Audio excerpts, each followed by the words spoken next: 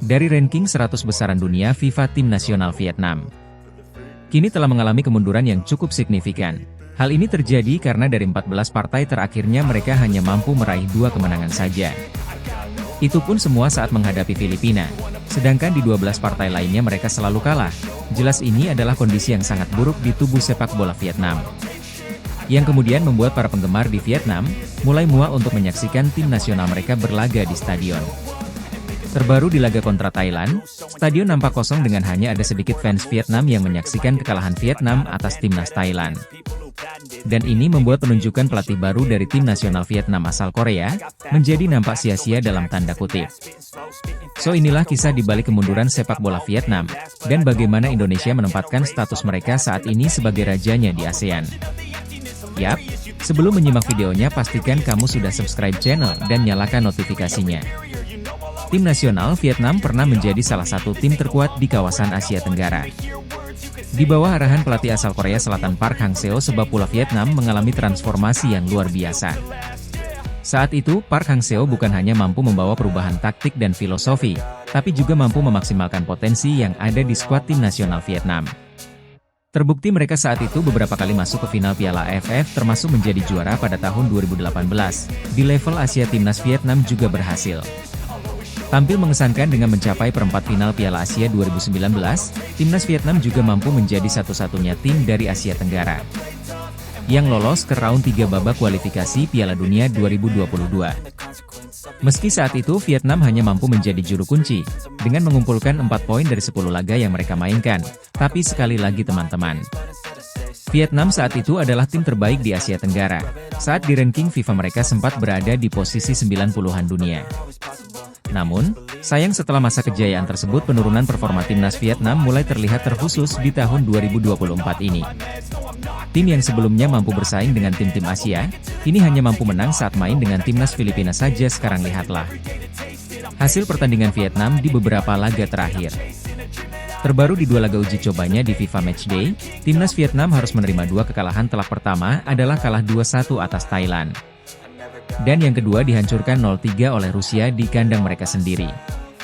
Sebelumnya Vietnam juga kalah dari Irak 3-1, dan jika kita mundur ke belakang lagi, kita bisa melihat rentetan kekalahan yang didapatkan oleh tim nasional Vietnam. Dari 10 laga hasil pertandingan yang kita tampilkan berikut ini, mereka hanya 2 kali menang dan itu terjadi saat bermain menghadapi timnas Filipina selebihnya. Mereka kalah 3 kali kontra timnas Indonesia, kalah kontra Irak, Jepang, Kirgistan dan juga kalah kontra Korea Selatan, dan jelas ini adalah hasil yang sangat buruk. Yang membuat sepak bola Vietnam dalam gairah yang menurun, ada 5 pemain Indonesia lakukan.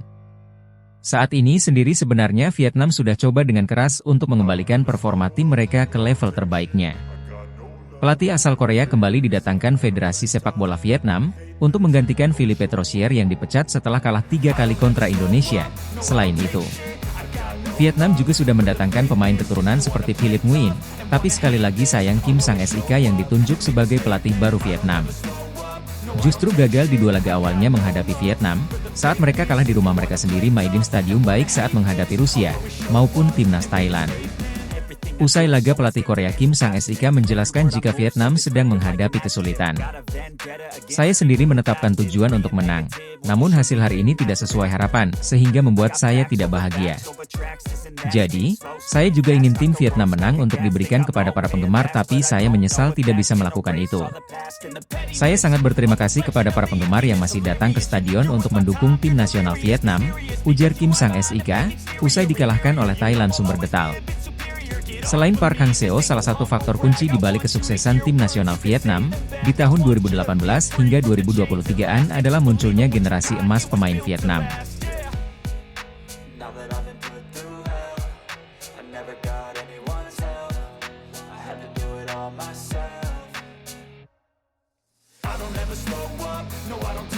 Seperti Nguyen Keng Ha, Nguyen Dian Linh yang jadi top skor di AFF 2022.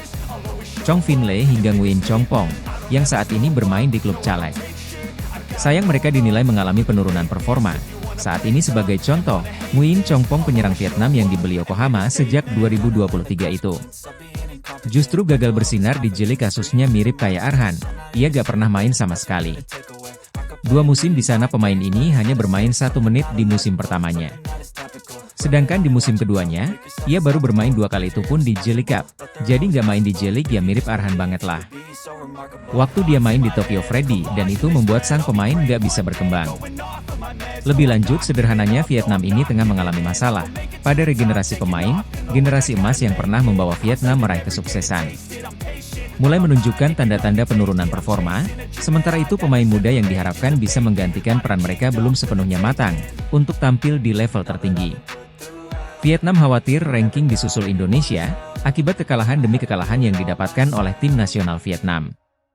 Pasukan Nguyen ini sekarang harus rela ranking FIFA-nya terus merosot. Setelah di tahun 2023 mereka sempat berada di ranking 95 dunia.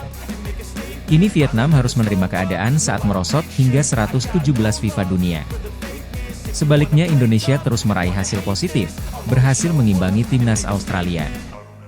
Indonesia berhasil meningkatkan peringkat FIFA mereka ke 129 dunia.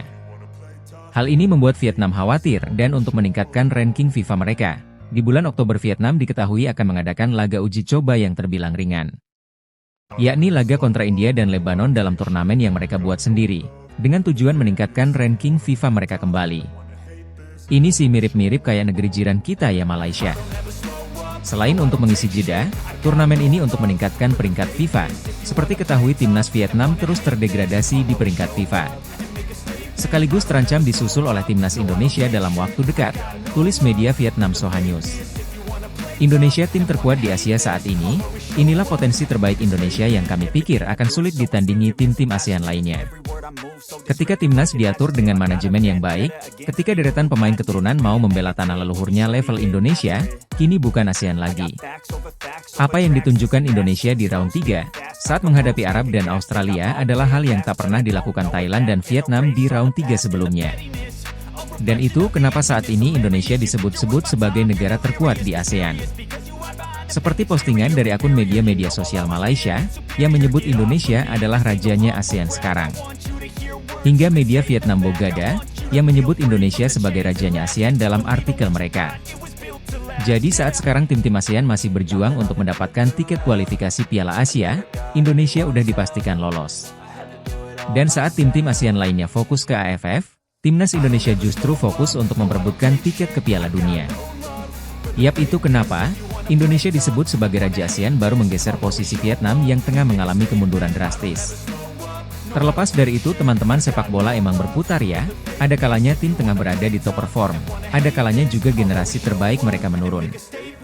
Dan inilah yang tengah terjadi di Vietnam, bagi Indonesia semoga kita belum mencapai puncaknya, saat kekuatan kita akan terus bertambah dan bertambah. Untuk mencapai level yang mungkin nggak pernah kita bayangkan sebelumnya, level Piala Dunia.